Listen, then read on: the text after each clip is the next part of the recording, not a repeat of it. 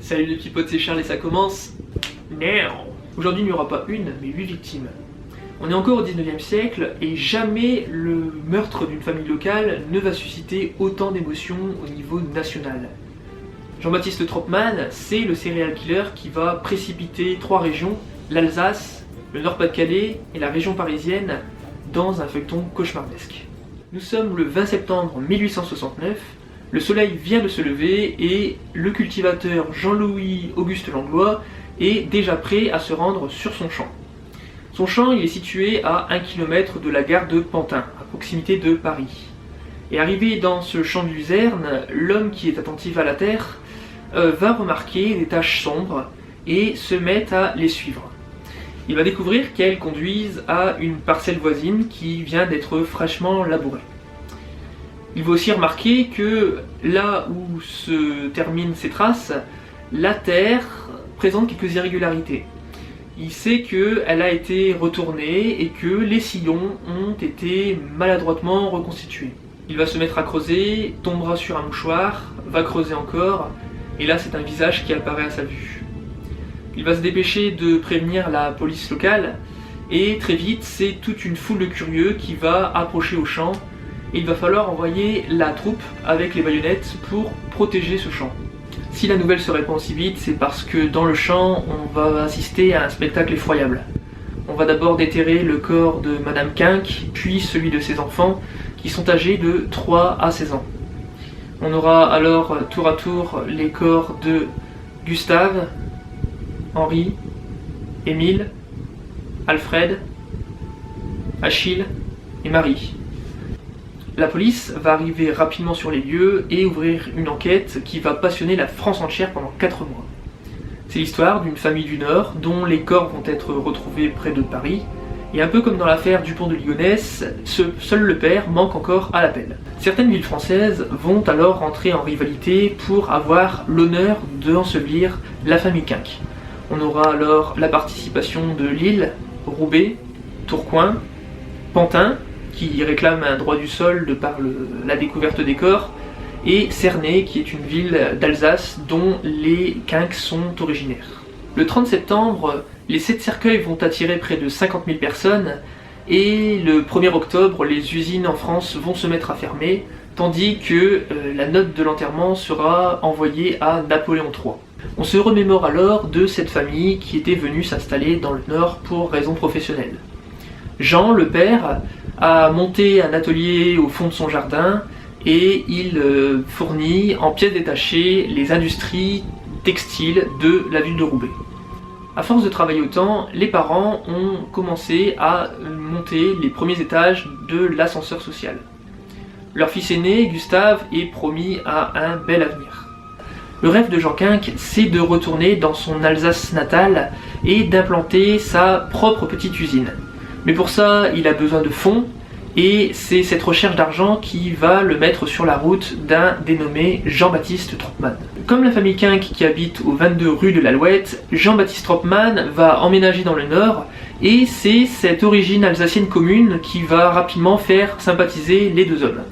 Très vite, Jean-Baptiste va être invité à dîner chez les Quinck, et Madame Tropman va, au fur et à mesure des semaines, voir de moins en moins d'un bon œil cette intrusion dans la famille, parce qu'elle juge que ce jeune ouvrier de 19 ans, quoique talentueux, est extrêmement bavard et surtout très curieux. Étrangement, après le drame, l'intime de la famille Quinck va disparaître dans la nature, et c'est par hasard, le 22 octobre 1869, qu'on va le retrouver au port du Havre. Alors que le gendarme Ferrand fait un banal contrôle de routine au cabaret de la femme sans tête, il va être confronté à un jeune qui va lui fournir des explications assez confuses, et sur ce, l'homme va lui demander de le suivre au poste de commissariat. En chemin, le jeune homme, pour prendre la fuite, se jette dans un des bassins du port.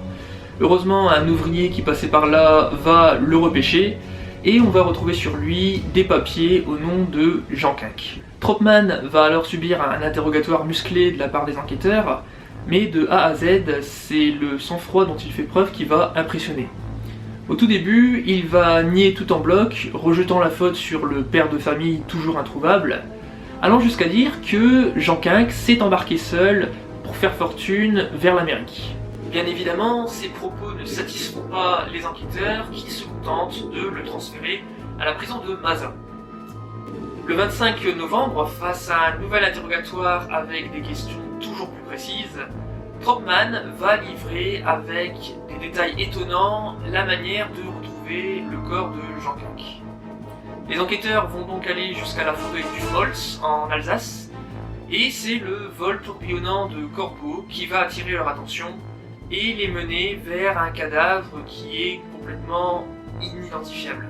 Finalement, on va reconnaître Jean Quinck grâce à ses chaussettes. Pourquoi ? Parce que la laine qui a été utilisée pour les fabriquer est la même que celle que Madame utilisait pour les vêtements des enfants. Alors que Tropman sent le vent tourner, il va décider 3 jours plus tard, le 28 novembre, de se livrer au procureur et de enfin lui révéler toute la vérité. Tropman va alors raconter que dès la 3e rencontre, le vieillard va faire part de son intention de partir pour les États-Unis afin de faire fortune sur le long terme. Malheureusement, dans la tête de Tropman, lui aussi cherche à faire fortune, mais à court terme. Pourquoi ? Parce qu'il vient de recevoir une lettre de ses parents lui expliquant que son père vient de perdre un lourd procès contre son associé. C'est donc pour éviter la misère qu'il va élaborer un stratagème diabolique afin de voler les Quinck. Il va alors raconter au vieillard qu'il a des connaissances en Alsace chez les faux monnayeurs, mais que leur matériel étant défectueux, un chèque de 5000 francs leur permettrait de se remettre à flot et de produire encore plus de monnaie. Même s'ils ne se connaissent que depuis quelques jours, le vieillard décide de jouer à qui tout double en faisant confiance à Tropman. Alors oui, il enverra le chèque de 5000 francs, mais à condition de d'abord rencontrer ces faux monnayeurs en Alsace. Il va alors suivre Tropman jusqu'à cette forêt, et Tropman va lui prétendre que l'atelier se situe sous un tunnel près du château de Ehrenflüh. Évidemment, Tropman va attendre le moment opportun pour empoisonner le vieillard et le laisser sur place. Le jeune homme imite alors l'écriture et la signature de Monsieur Quinck pour écrire à Madame Quinck. Grosso modo, la lettre raconte que tout est ok et que Madame peut envoyer l'argent. Sauf que Madame Quinck reste assez méfiante et décide elle-même de vouloir les rencontrer. Tropman va alors fixer un rendez-vous sur Paris en prétextant que tout le monde se rassemblera là-bas. Mais ce qu'il n'a pas prévu, c'est que Madame Quinck ne veut pas laisser ses enfants tout seuls et décide donc de venir accompagner avec tous ses enfants. Dans la précipitation, Tropman creuse une énorme fosse et indique à la famille de descendre en gare de Pantin, là où, théoriquement, Jean est censé les attendre pour leur réserver une belle surprise. Le problème, c'est que quand Madame Quinck arrive, elle ne trouve que Jean-Baptiste, qui lui demande un entretien. Dans le champ, Tropman va alors se jeter sur elle comme une bête, la tuer et tuer l'enfant qu'elle a dans ses bras. Il va alors se diriger vers le véhicule avec tous les enfants qui attendent à l'intérieur leur mère et qui sont en train de dormir. Va alors s'opérer un véritable massacre dont tu connais la suite. Bon, si on le retrouve au Havre, c'est parce qu'il s'est enfui avec l'argent et cherche à prendre le premier bateau en partance pour les États-Unis. Maintenant que l'on a le mobile et les circonstances affreuses du crime, le procès de Jean-Baptiste Tropman peut s'ouvrir le 28 décembre 1869. Ça sera tellement impressionnant qu'il va durer 3 jours et toute la bonne société parisienne va user de ses passe-droits pour assister à ce qui sera l'événement de l'année. Tous cherchent à savoir qui est ce jeune homme qui contemple la foule avec mépris, et la longueur de l'acte d'accusation, le nombre de témoins à charge, fait que tu t'en doutes, ce procès est perdu d'avance. Le 30 décembre et dernier jour du procès, le procureur général va démonter argument après argument toute l'argumentation de Tropman et de son représentant de la défense, maître Lachaud, qui lui n'est pas au milieu de sa forme.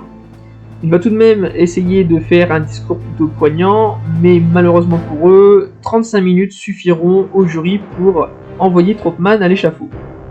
Il faut donc imaginer des applaudissements qui éclatent au fond de la salle et le prisonnier qui est emmené à la prison de la Roquette pour une exécution qui est fixée le mercredi 19 janvier 1870.